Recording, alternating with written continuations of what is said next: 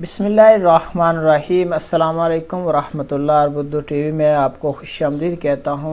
Saudi Arabia में Al Baik बहुत ही मशहूर और टेस्टी ब्रोस्ट है और गैर मुल्की भी इसको बहुत पसंद करते हैं। सऊदी अरेबिया, बहरीन और दुबई में इसकी ब्रांचेस थी, लेकिन अब कतर में भी इसकी जो ब्रांचेस हैं वो ओपन कर दी गई हैं। ओपनिंग पे बहुत रश देखा जा रहा है। इतना रश मैंने कभी सऊदी अरेबिया में भी नहीं देखा जितना कतर में है। अब ये वीडियो देखें। वीडियो देखने के बाद आपने कमेंट बॉक्स में अपनी राय का इजहार ज़रूर करना है। अस्सलाम वालेकुम वरहमतुल्लाह।